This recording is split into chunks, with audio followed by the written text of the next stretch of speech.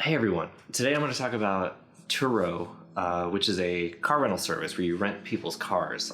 I'm going to show you some tips and tricks for what I do and talk about some of the experiences I've had, and hopefully you can learn something and go forth and rent some pretty amazing vehicles, have some great car experiences.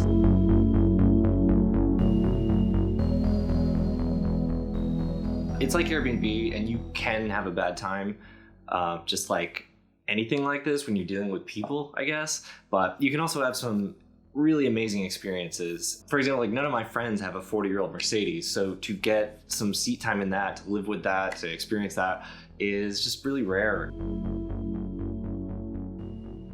So the first Turo I did was a 1979 Mercedes. This was when the service was called Relay Rides. It was a S-Class. I don't even know the numbers. I'm sure it's in the picture, but it was a really good car. I accidentally overheated the car once because I was idling in a parking lot with the AC on. But then after that, I didn't use the AC. So I learned something there. At the time, Relay Rides had like this little lot right near the airport. So they picked me up at the airport, took me over to this car. It looked spectacular, and I drove it away. And it was just a fantastic car. Like, I don't have that much experience, or I didn't have much experience with such an old car at the time.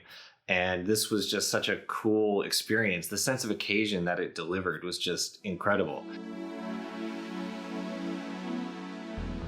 You have to remember, a 1979 S-Class was like the finest car in the world at that time. I mean, a Rolls Royce was more expensive, I guess, but it was worse. I got really used to just wafting everywhere. Like, it was just a fantastic experience. I loved that car. I had the S-Class for like 4 or 5 days, and I was really ambitious for the first time I was using this service, but I had to return the car and then get an Uber all the way to Glendale from the airport, which was kind of a nightmare. And I was renting a 2005 Porsche 911. This was a little more expensive. I think the Mercedes was like $55 a day, and Porsche was, $100 more than that. But I rented it for 2 days just to get that experience and drive this car on some fast roads and just have like a totally different experience. I mean, it was complete opposite. It was 2005, 320 or 40 horsepower car. I definitely had no sense on how to plan my travel in Los Angeles. Every time I went to LA, I got less ambitious with where I had to be at what times. 2005 Porsche 911, not a lot of bad things you can say about that car. This was the 997 generation. It was the right size. It was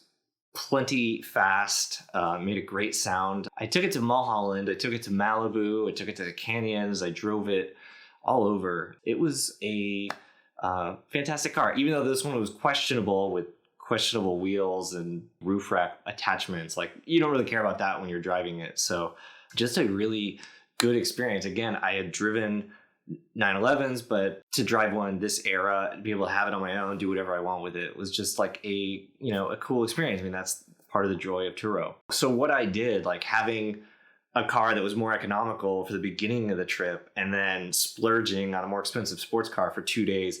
If you have the flexibility to do that, and I know it's a lot of like shuttling around and everything, you can have the chance to have like a cool car experience, like a nice, more premium sports car. And you don't have to drive that for your entire vacation. You could get something cheaper for another few days. I don't know if I would recommend doing 2 Turo rentals and double stacking them like that, because there's a lot of variables, a lot of moving parts, and it could be a real stressful situation to manage those. If you have the flexibility to get a less expensive rental car so that you can get a cooler car on Turo, it's almost always going to be worth it, because you're going to have these memories of driving this fantastic car that you otherwise wouldn't be able to experience. The Lexus SC430 is derided by all car enthusiasts, but I guess I always had a soft spot for it. And also it was one of those things where it was like double layered irony, where I joked about loving this car. And so it becomes, it is when the irony becomes your actual opinion. I was going to LA again. I saw there was an SC430 available. It was in Glendale, and I had to get it. I had to try this car, and it was great. The styling, people don't like the styling, but it's a V8 Lexus. You've got Lexus build quality, an interior that still looked new. You've got this goofy folding soft top. I mean, it was a good car for LA. I have very fond memories of this car. I took it to Joshua Tree. The Lexus SC430 famously was the last car to have a tape player. So I brought this Lynyrd Skynyrd cassette. Like, it was the only thing I could listen to in the car for all like 4 or 5 days. So I got pretty used to Freebird. It was a great car. It was pretty quick for what it is. And now I have that experience with that SC430. So that's something. My favorite anecdote is I'm renting the car and the guy, it was like his pride and joy. And he gave me a tour of the vehicle. I will never forget this because he's showing me all these features. Like, it's the very first time I'd operated a car. He's like, you know, okay, this is how you put it into gear and everything. And I'm trying to move this along because my friends are waiting for me and everything. And I'm like, yeah, but how do I do that folding hardtop? And he's like, oh, we're getting there. Like, it was the ultimate party trick. He knew what he had. And I will always have a soft spot for the Lexus SC430. Okay, so I rented a Porsche Cayman and it disappeared off the street the first night I had it. So I'm probably gonna do a separate video about that. When that's ready, it'll probably appear right around there somewhere. So stay tuned for that one because it's a bit of a wild ride. If you're subscribed, you get a notification when I do a video about Valentino and the disappearing Cayman. I flew out to LA again. And I rented a 1986 Mercedes 560 SL, which I guess is the 5.6 liter V8. This was just a fantastic car, even though it was beige. I took it up to Angela's Crest and drove it on the twisties and everything. I was leaning over in the corners. Like, it was such a good car. And again, I wouldn't have that experience with a 1986 SL any other way, probably. I flew to San Francisco for the first ever Radwood. I had helped with some of the design and elements and poster and everything. And so I really wanted to be there for the first one because I'd been kind of living this event even before it existed. So I rented a 1994 Dodge Viper RT10. And this was such an incredible car. It was just scary. It has this Widowmaker reputation. There's nothing else like it. It's so crude. At the time, Radwood didn't do awards yet, so I think they had found a trophy and they gave it to like the people from Bring a Trailer and they said, here, give this out. So they gave it to the Viper because it was probably the most exotic thing there. The Viper was the boldest, biggest, baddest car at Radwood One. I've driven like the newer Vipers. They can behave like a normal car if you want. The 94 Viper is never normal. You never feel like you're in a normal car for even a moment. The way it's put together is extremely abnormal. It doesn't have door handles on the outside. It doesn't have windows. It had these drop-in windows. And so I had to park it in San Francisco overnight. So I found a garage, so it was a little bit secure. You drop in these plastic windows and you have little slots. It's ridiculous. It was definitely inconvenient, but I'm still smiling thinking about that car a couple years later. So I was back in LA a few months later and I rented an Imola red BMW Z4 M Coupe. This was the Coupe M version based on the Z4. They only brought 1,800 of these to America. So just to drive it for a few days was incredible. It's 333 horsepower. It's the E46 M3 motor. I think I paid like $85 to rent this car, which is crazy. For what you got and for the experience and the rarity. I took it to like Angela's Crest, I think it was. We went out with some friends and drove it fast on, long sweeping corners and twisties. It was amazing. It was really cool to take it out there and kind of see what the M Coupe was all about. Again, great experience. That's one of the newer ones on my list, but it was just such a unique car. It's so much fun to use it. It's such a thrill when you find something like that on Turo and then the experience is as good as you hoped it would be.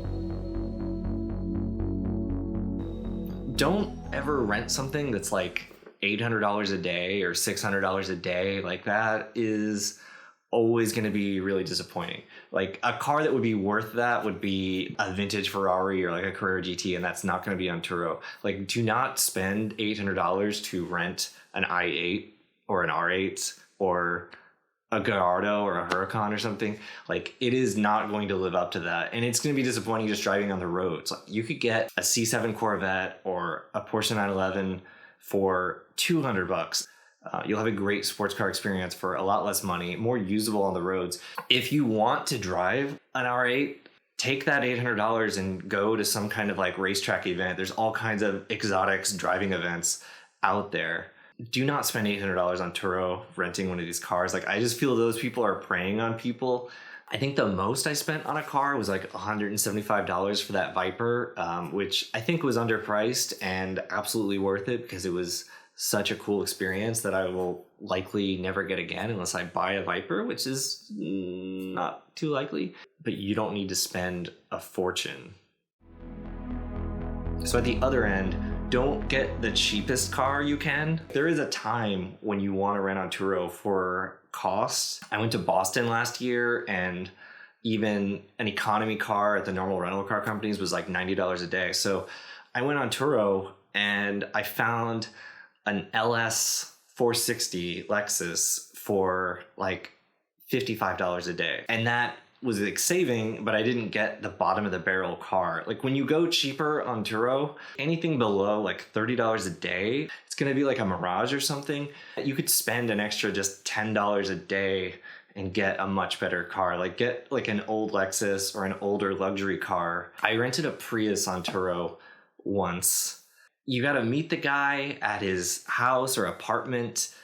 In this case, it was like combining the worst of Craigslist with the worst of a used car. But, you know, and at the end, I still was stuck with a Prius. I should have just spent like an extra $10 and gotten like a more interesting car and maybe had a better pickup experience. The pricing doesn't really drop below like $30 a day or $25 a day because people are doing this to, you know, make a little bit of money. So they're not going to price it at maybe where it should be priced. If you're looking at cars that are $35, if you can stretch it to $45 a day, like, you're going to have a way better experience because a lot of cars are in that like $45 to $70 range. That's the best way to do it.